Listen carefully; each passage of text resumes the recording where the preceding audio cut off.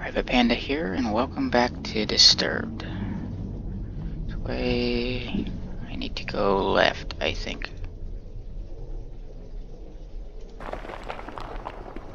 And then I need to go left again. And you go right. It becomes creepy dark. I already read this.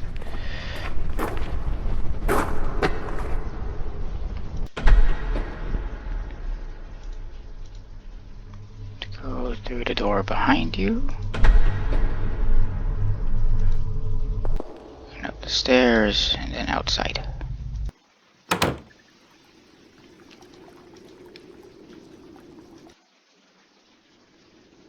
You gotta give the flower to the guy with the sword. I think it's left. And then we follow the trail in the grass.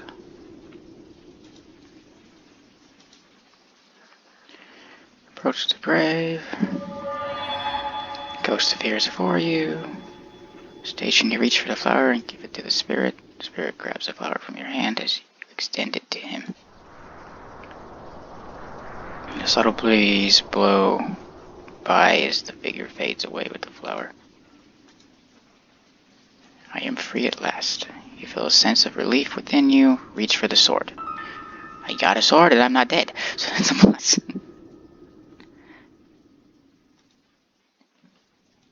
We're gonna save in a different slot this time. No, I want to go back. Now I wonder if I can use the sword on the fish. We're gonna try it.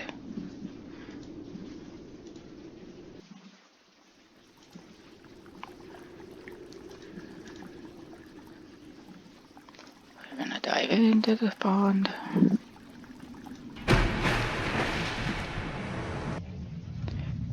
Bring it, fish. Your sword and hold it close, pointed at the fish. The fish swims at you with haste. Just as it gets in range, you thrust your sword into the top of the mouth. The sword penetrates and goes through the forehead of the fish. It struggles about in pain as blood filters through the water. You pull the sword out, and the fish retreats out of sight. You doubt it will live long. The fish no longer a threat, you make your way to the orb. Okay. Holding in your hands, you feel it vibrate as if there is energy inside it trying to break loose. It's an orb in a lake. It's gotta be important. Exit the lake with the orb in your possession. So do I take the orb to the... I'm gonna take the orb to the stones. The orb you found on the floor of the lake nearby. Place the orb into the slot carved into the center rock. The stones that surround you begin to glow. The light radiates and grows brighter. With a flash of light, your surroundings change. Oh, the ground no longer is grass. The newly discovered floor appears to be old, as if crafted by someone long ago. Rubble and stone near the edge of the platform also hint that this is an ancient place. Looking onward at the end of the pathways of fountain of light, there seems to be no beginning or end, or an endless power steadily flowing. You are amazed at such a sight. Go to the light. The light intrigues you and you walk toward it. Rays of light brush about you as if they are seeking to break away from its home. You feel the energy flow into you, but you struggle to contain it. Your body begins to glow immensely, and you burn from the inside out. You are blinded by the flow of power, and you dissolve before it. Your body becomes disintegrated by the light. Well. Shit. So, now I have the orb. Well, let's go back to the grave, and we'll deal with see if I can kill the spider with the sword. back.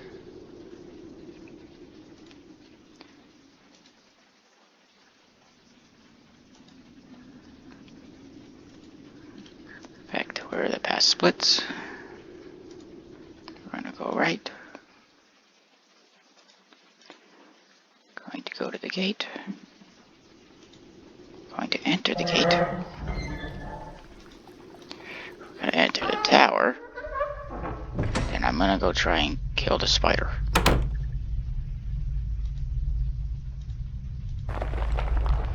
You can't even act. A large spider falls from above. You have no doubt that it is hungry. Without hesitation, the spider is. You pull out the sword and stab the spider in its lungs. Over again, you stab the monster. Each time it squeals in pain. The spider flees into the darkness overhead. You hear it motioning about, possibly to strike again. You notice the key on the ground closely by your feet. Before more trouble happens, you quickly grab the key and make it for the door. You feel you got what you need. There's no reason to go back in that room again. Well, I think I need to go upstairs. And there should be a chest in one of these rooms. Keep going upstairs. Enter a strange room with large globes. Open the chest.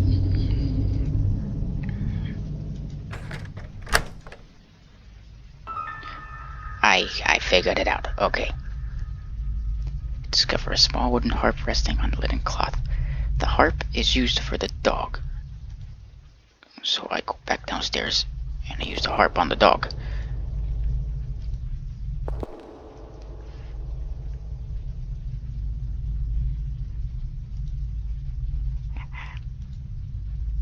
I'm getting smarter.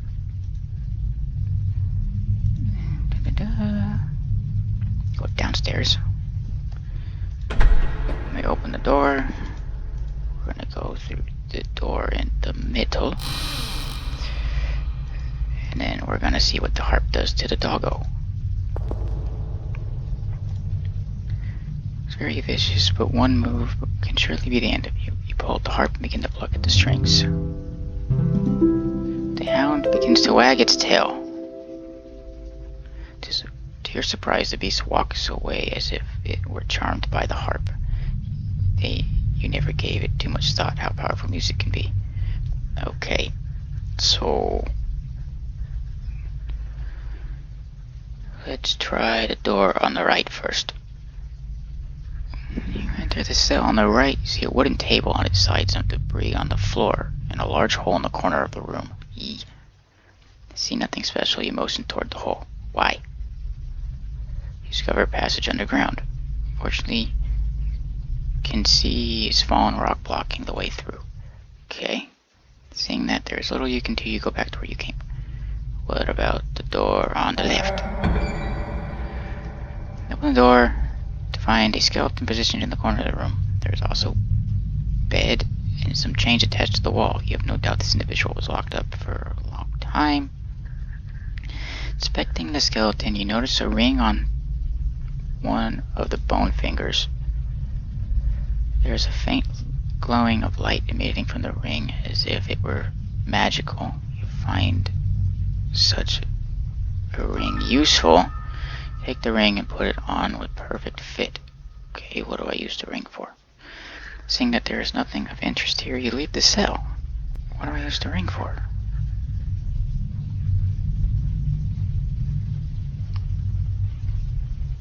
See, the harp was for that, the sword was for the fish and the spider. And then I got the special globe thingy. That takes me to a different place. So if I wonder if I use the ring for the stone. No, that can't be it. Maybe I use the ring for the light.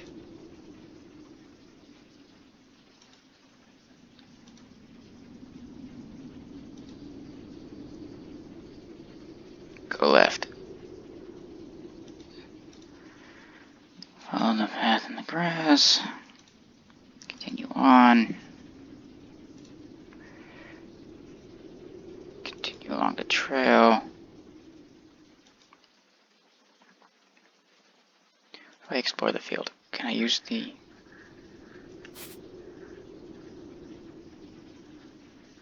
Trick on your eye, you see a unicorn run across the field. It disappears out of sight before you can do anything. Unsure what is going on, you think of a way to tame the beast. You suddenly remember the harp you found earlier. The harp in your hand, you pluck the strings. Soothing calm comes over you as you listen. Unicorn comes into view and stops before you. The unicorn glares at you, and you begin to hear a faint voice in your head. Human, have ear for my words. A great evil that has gripped these lands, and it has rendered me powerless. I must find some way to stop it. I wish I could help you, but without my full power, I can do little. The fate of this land depends on you. Okay. You could speak. The unicorn runs and turns off again. You realize that you are alone to complete this quest of yours. There's no longer about saving your farm. You must save the whole land from the spreading darkness. You turn back as you question what you should do next. Well, the unicorn is of no help. So there's always that.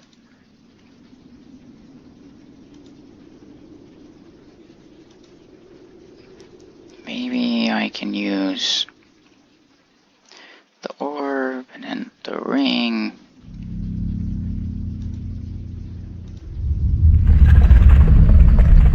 The ring to do with the light. I think that's what I'm gonna do. So the light brush about you as if they are seeking to break away from its home. You remember the ring you have found and point it toward the light. Your hand trembles, the light flows into it. Before you can think, the ring begins to burn and you stumble back. Light shines brightly from the ring. You notice a subtle warmth to it as you observe. You feel that you accomplished what must be done here. You pick up the orb. With the orb back in your possession, you walk back toward the trail. So, I think I go back.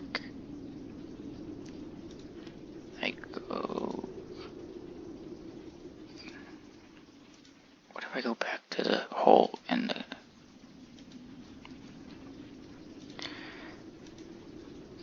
I think I know what I need to do, but I want to try and see if I can figure out what's in the blocked path under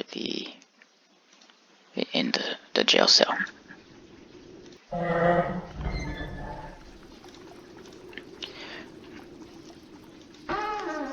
think that I need to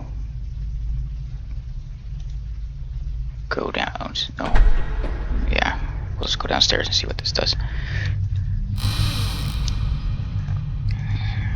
Also, I don't know what the point in the cauldron room is. Door on the right.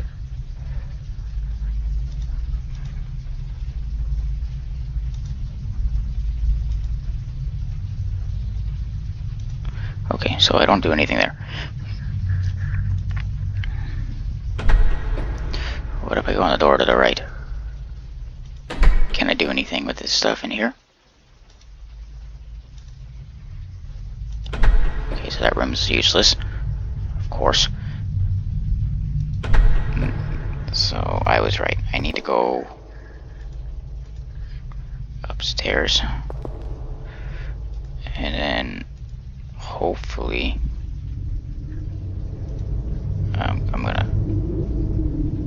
I'm gonna save there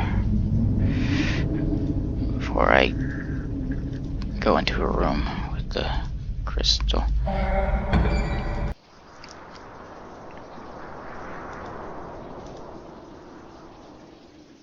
Body begins to tremble, so you stand before the stone. You definitely feel weaker being up here, as if the stone is sapping away your energy. Let's try and destroy it. You stretch forth your fist and point the ring at the stone. You can feel a resistance as if the stone is trying to defend itself. You try to keep hope and focus on the ring. A burst of light shoots out from the ring, penetrating the stone. You feel the very air shake about the ground beneath your feet begins to vibrate. The ring becomes heavier to hold in place. but you know that it is working. You feel confidence and sense of joy sweep over you.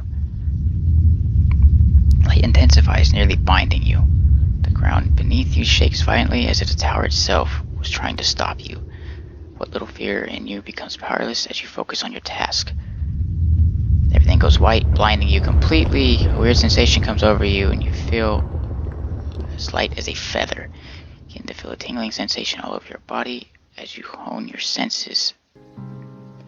The feeling suddenly flees your body, and you find yourself motionless. Everything is cold, and your ability to concentrate begins to leave you. You open your eyes, witnessing what is left of the tower. You begin to feel something. Warmth, light. It is coming back. The lack of strength to talk as the unicorn comes into view. Light emanates from the horn on its head. All you can do is smile as the creature approaches. The light intensifies. You may have saved the land, but the unicorn has come to save you. Your adventure does not end here. What do you mean?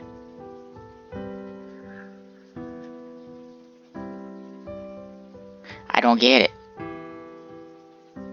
Did it just end like that? I don't understand. I guess that was the end. Thanks for watching, guys. I'll see you in the next video.